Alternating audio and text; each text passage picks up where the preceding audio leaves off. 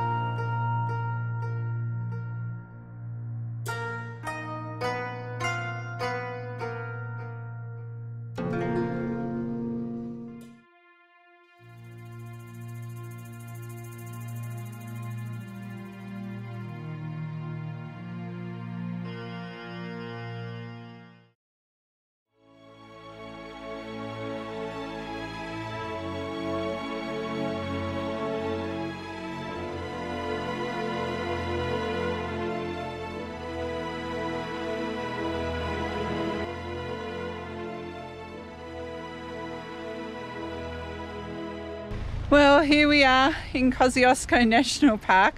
We knew it would rain. It's raining everywhere and we wanted to get out anyway. And look at this, $6 a night for the booking fee. Beautiful.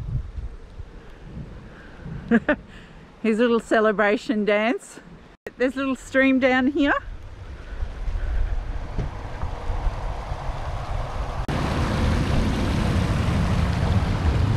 And this is amazing. It's actually called Yarrowbilly Village, and we'll have a look around after we've set up. But I can't wait to wake up to this tomorrow. I just hope the rain passes.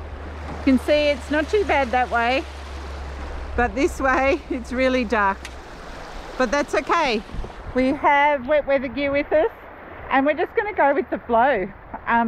We would love to use the fire. We've got some new toys, but that might not be possible. Even though we decided against using the new fire pit, I still wanted my toasted marshmallows, so I used my trekking stove, which I carry on every trip, and that's our backup in case it's too wet and rainy to cook outside the van. We can always boil water in under 2 minutes on the stovetop, and it also comes with a little fry pan, so just perfect for those in-case scenarios.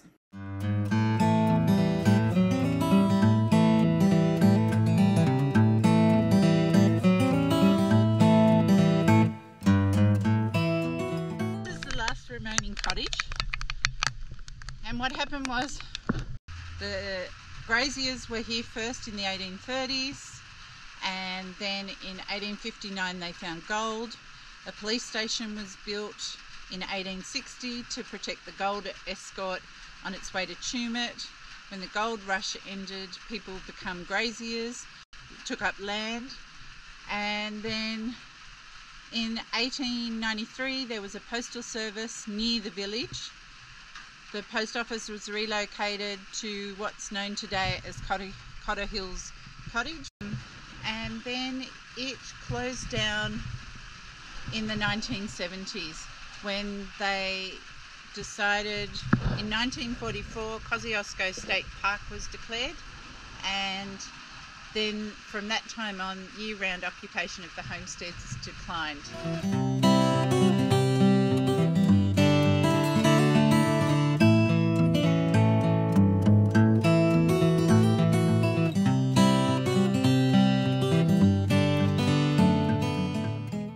As I went for a little explore and it was raining, I didn't take the GoPro, but I did take the camera, and I found when you follow the path on this side of the campground, you come to a wilderness area, and I walked in there for about 20 minutes along a track, and it was amazing. Here's some of the photos.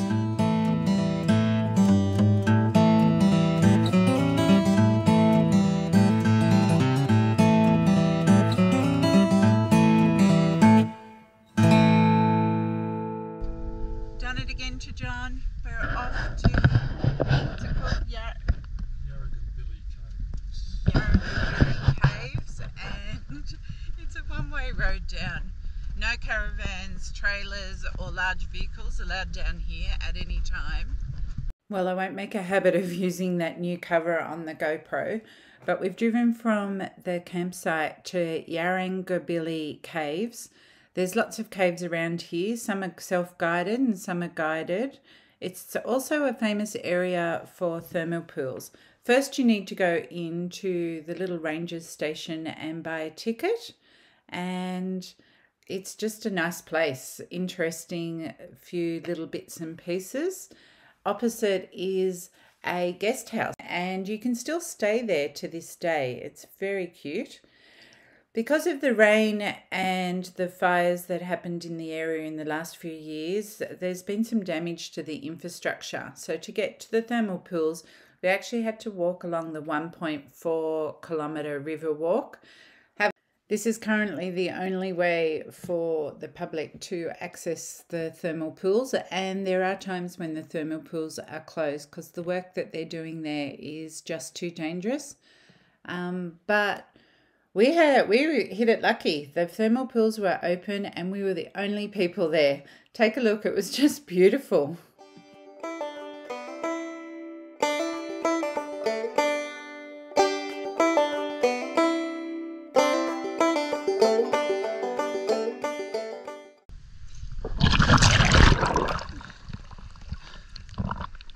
Here we are. It's a shame about the construction work because it's really beautiful. You're sitting down here. I can't believe we're the only ones.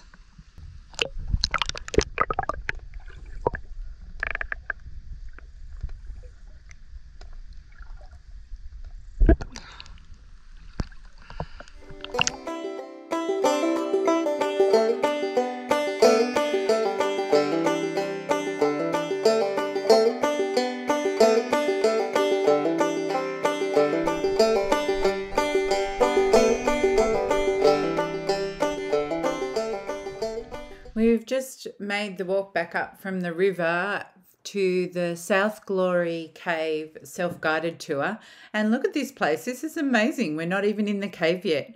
Let's have a look through. We can take our time. There's no one else around, and we pre-bought our tickets. It's all unlocked, and you just walk on through. As you go through, the lights all turn on automatically, and it's great. You just have to like stairs. There's quite a few stairs at the end. But this place is brilliant.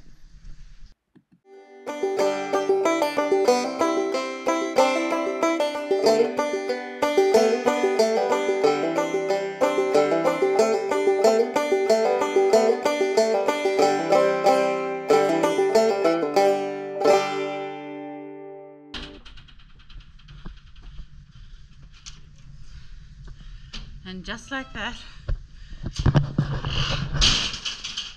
pretty amazing. I'm not sure the photos in the GoPro will capture how cool it was. Great to do a self-guided one and be in there on your own. Quite a few steep steps just in the last section. Now, Long Plain Road is a road in Kosciuszko National Park. It's quite long and it's something that I've wanted to explore for a long time. You go down to iconic places like the Blue Water Holes, and there's a gorge down there. There's many different huts and homesteads, and it looks great. Sadly, when it's wet weather, they advise you not to go all the way down. It gets a bit rough and it's not great, and it's actually closed during winter.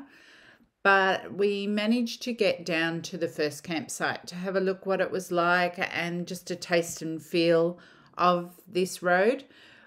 You can actually go on this road all the way back to Canberra. It says it's 70 kilometres on the sign. Never heard of anybody doing it, but it's an interesting concept, although I suspect it's the road from Tumut where you can't take caravans.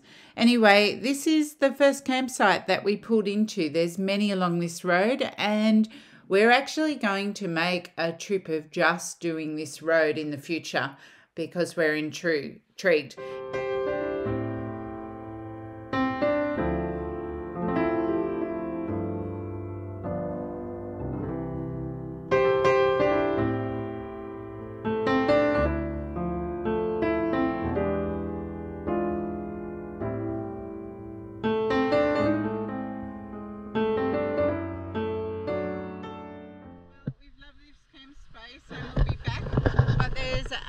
big storm coming, and they've advised that if you want to leave, you should leave.